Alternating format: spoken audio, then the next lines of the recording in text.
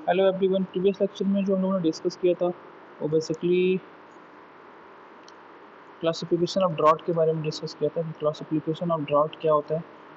One more thing, आपका examination अगर होता है तो ऑनलाइन ही होगा एट योर होम। तो हम लोग जो भी स्टडी करेंगे वो बेसिकली ऑब्जेक्टिव के पॉइंट ऑफ व्यू से करेंगे। तो first of all draught, boiler draught के बारे में डिस्कस कर लेते हैं फटाफट। बॉयलर ड्रॉट क्या होता है? Boiler draught is defined as a difference, बता रखा है, difference absolute gas pressure at any point in a gas flow process under ambient.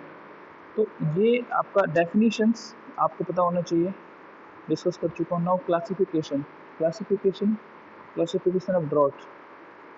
तो क्लासिफिकेशन ऑफ ड्रॉट में क्या है कि दो टाइप्स का होता है, एक natural, second one is artificial. ठीक है, तो नेचुरल ड्रॉट चिमनी एक्चुअली होता है। जो ड्रॉट है वो बेसिकली चिमनी को ही बोलते हैं, राइट। जो चिमनी होती है ड्रॉट होता है। तो नेचुरल या चिमनी ड्रॉट या फिर आर्टिफिशियल ड्रॉट। ठीक, अब आर्टिफिशियल ड्रॉट में भी क्लासिफिकेशन है। स्टीम जेट ड्रॉट होता है या फिर होता है आपका स्टीम जेट ड्रॉट या फिर मैकेनिकल ड्रॉट। ठीक है, स्टीम जेट ड्रॉट या फिर मैकेनिकल ड्रॉट समझने की कोशिश करिएगा। अगर हम बात करते हैं आर्टिफिशियल ड्रॉट की, ठीक है, आर्टिफिशियल ड्रॉट में दो टाइप का होता है। One is steam, another one is mechanical. ठीक है, तो स्टीम भी क्लासिफाइड होता है दो टाइप में, एक होता है इंड्यूस्ड, दूसरा होता है बैलेंस्ड। ठीक है, जब मैकेनिकल ड्रॉट की बात करते हैं तो इसमें आ जाता है आपका इंड्यूस्ड फैन। जब भी मैकेनिकल मतलब external agency is required, external agency is required. ठीक है, मैकेनिकल जब भी हम बात करेंगे, मैकेनिकल फैन ड्रॉट की बात करेंगे या मैकेनिकल ड्रॉट की बात करेंगे, तो इसमें हमको एक्सटर्नल एजेंसी की आवश्यकता पड़ेगी, लाइक अ फैन। तो इसलिए बोलते हैं, जैसे यहाँ पे इंड्यूस्ड ड्रॉट था, यहाँ पे बैलेंस फोर्स या फिर बैलेंस, फोर्स बैलेंस या फिर फोर्स ड्रॉट या फिर बैलेंस ड्रॉट। बट मैकेनिकल का नाम जैसे ही आता है वहाँ पर हम लिखेंगे इंड्यूस्ड फैन, इंड्यूस्ड पर फैन जोड़ेंगे, induced fan draught, force fan draught, balance draught, ये तीन तरीके के होते हैं। ठीक, तो सबसे पहले ड्रॉट क्या होता है वो हमने पढ़ लिया। ये सारा पर्पज, इसका क्या पर्पज है ड्रॉट का, आपने आपको डिस्कस कर चुके हैं। उसका क्लासिफिकेशन में देखेंगे, class there are two types of the draught. First one is the natural draught, second one is the artificial draught. Natural draught is also known as a chimney, actually draught is also known as a chimney. तो natural draught और artificial, मैंने already आपको बता रखा है। Natural की बात जब भी करेंगे तो फ्री फ्री एयर जो हमारा यूज होगा वो फ्री में होगा, फ्री कन्वेक्शन होता है, नेचुरल कन्वेक्शन होता है। वरना आप आर्टिफिशियल ड्रॉट की बात करते हैं तो वहाँ पे आपका एक्सटर्नल एजेंसी रिक्वायर्ड हो जाती है।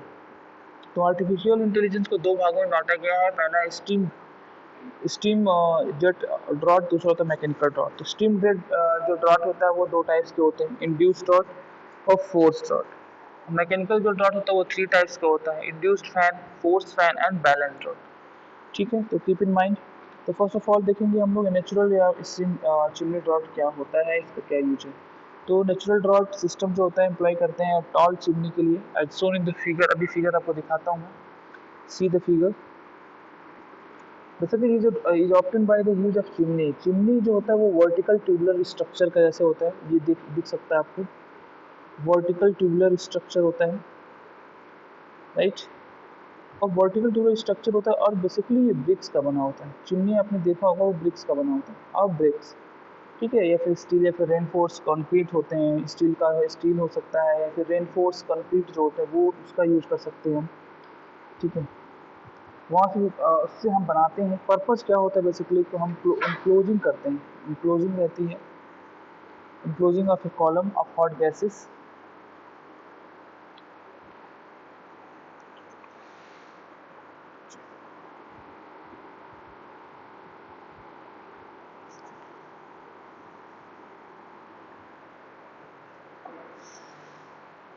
राइट, बेसिकली रेनफोर्स कंक्रीट का बना होता है चिमनी, ट्यूबुलर फॉर्म में रहता है, वर्टिकल कंडीशन रहती है।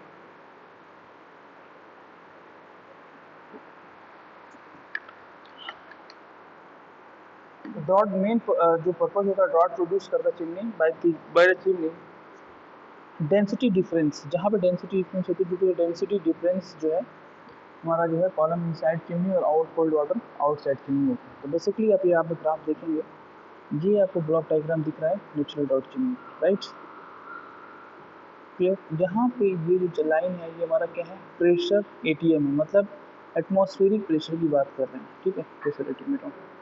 ये जो यहाँ से तो बेसिकली हाइट है वो क्या एच है, एच हाइट पे, ठीक, राइट। तो यहाँ पे जो हमारा अप्लाई हो रहा है ये पी प्रेशर, एटमॉस्फेरिक प्रेशर को अप्लाई कर रहे होते हैं लोग, ठीक है, ये एटमॉस्फेरिक प्रेशर को अप्लाई कर रहे होते हैं, ठीक है। तो अप्लाई कर रहे होते हैं तो यहाँ पे अगर अब हम देखेंगे डेंसिटी डिफरेंसेस, ये चीज़ बस समझना है आपको कि हमारा चिमनी किस फॉर्म में, इसकी जो ऊंचाई है डॉटेड लाइन से वो क्या है, एच है, clear, clear. Now the advantages की अगर हम बात करते हैं कि what are the advantages of draught and what are the disadvantage of draught, तो बिल्कुल क्लियर है कि एडवांटेजेस ड्रॉट की क्या होते हैं वो इसमें एक्सटर्नल पावर रिक्वायर्ड नहीं होता है, नेचुरल है, नेचुरल है, मैंने बोला कि एक्सटर्नल पावर रिक्वायर्ड नहीं होगा, एक्सटर्नल पावर इसमें रिक्वायर्ड नहीं होता है, लेस इनिशियल कॉस्ट होता है, maintenance cost is low, there is no mechanical part क्योंकि बिकॉज नेचुरल नेचुरल कन्वेक्शन है। फिर maintenance cost is low as there is no mechanical part, and the chimney keeps the flue gases at a high place in the atmosphere which prevents the contamination of atmosphere and it has a long life। तो advantage की अगर हम बात करते हैं तो advantage अगर देखते हैं तो no external power required, less initial cost, maintenance cost is low, chimney keeps flow gases and it's long. Disadvantage every सब कुछ एडवांटेज डिसएडवांटेज सब है इसका। डिसएडवांटेज में ये देख सकते हैं कि जो हमारा मैक्सिमम प्रेशर अवेलेबल है for producing the natural draught by the chimney is hardly 10 to 20 millimeter of water under the normal atmospheric and flue gases temperature, clear. अब हम आगे बढ़ेंगे तो इसमें height and diameter of chimney को sometimes find out करने के लिए फॉर्मूला निकालने पड़ते हैं, तो फॉर्मूला का डेरिवेशन अलग से देखेंगे।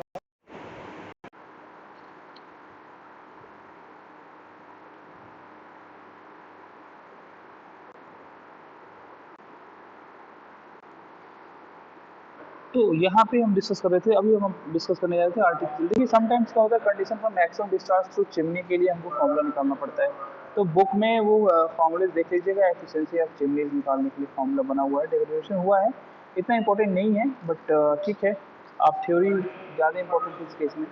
तो एडवांटेज और डिसएडवांटेज ऑफ ड्रॉट हमने देख लिया कि देर इज, अगर डिसएडवांटेज की बात करें तो there is low, very low efficiency. जब भी हम डिसएडवांटेज की बात करते हैं there is very low efficiency, right, very low efficiency इसमें होता है। और रिक्वायर टॉल चिमनी, देखिए पहले का मतलब क्या है कि जो इसका डिसएडवांटेज है, डिसएडवांटेज में एक चीज़ और है कि इसमें आपको जो चिमनी है, चिमनी आपको लॉन्ग चिमनी, टॉल चिमनी की जरूरत पड़ेगी एक टीवी में। There is no flexibility on draught, कोई फ्लेक्सिबिलिटी नहीं है, efficiency is dependent on atmospheric temperature. जो एफिशिएंसी है वो एटमॉस्फेरिक टेम्परेचर पे, जो टेम्परेचर है एटमॉस्फेरिक टेम्परेचर पे डिपेंड करती है, ठीक है। और ड्रॉट और सम टाइम ड्रॉट लॉसेस भी होता है, कुछ लॉसेस भी रहते हैं। अब उसका लॉसेस का काम ये था कि फ्रिक्शनल रेजिस्टेंस की वजह से, जो फ्रिक्शनल रेजिस्टेंस होता है जब गैस पास करता है during the flow of gas, तो भी हमारा लॉस होता है।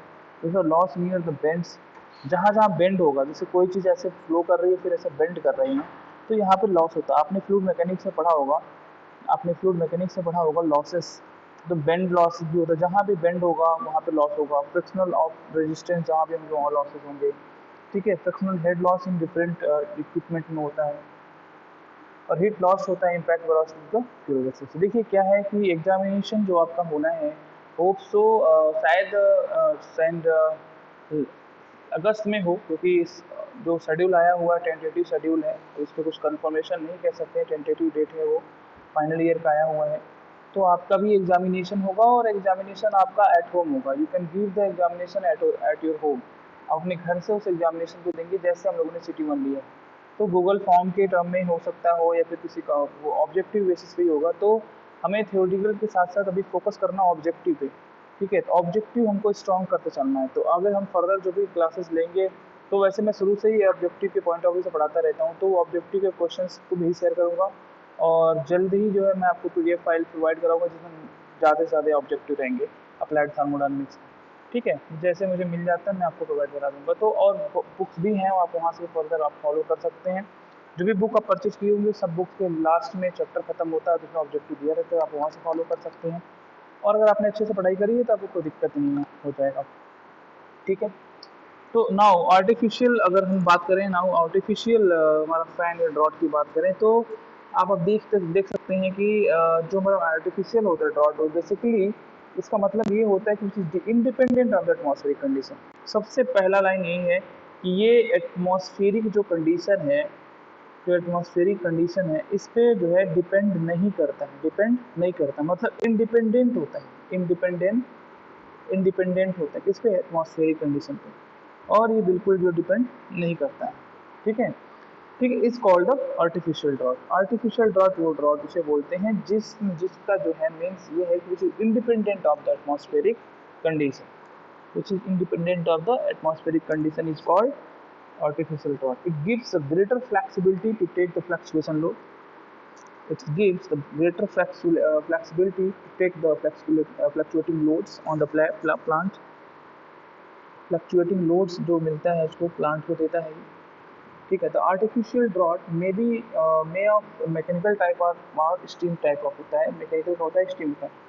If draught is produced by fan, it is called the fan और मैकेनिकल ड्रॉट। अगर ये फैन के थ्रू प्रोड्यूस किया जा रहा है, ठीक है, draught is produce by the fan, it's called the fan और mechanical draught. if it is produced by the steam jet, if it is produced by the steam jet, it is called steam jet drought। ठीक है, steam jet drought is used for small installation, ध्यान रखिए। Small installation के लिए जो अगर हम देखते हैं तो हमारा क्या होगा, स्टीम जेट ड्रॉट का यूज करेंगे, लाइक सच एस लोकोमोटिव। अगर लोकोमोटिव में देखा जाए तो किस किस ड्रॉट का यूज करते हैं, तो हमारा स्टीम जेट ड्रॉट यूज करते हैं। वेयर एज वहीं पे जो है, जबकि देखा जाए अगर मैकेनिकल ड्रॉट की अगर हम बात करते हैं तो वहाँ पे इनवेरिएबल यूज किया जाता है सेंट्रल पावर स्टेशन के लिए। ठीक है, तो कहने का मतलब ये है कि ध्यान रखना, लोकोमोटिव है या फिर स्टीम जहाँ यूज हो रहा है तो वहाँ पे स्टीम जेट ड्रॉट होगा, और यहाँ पे फैन हो रहा है वहाँ पे फोर्स फैन ड्रॉट होगा। क्लियर।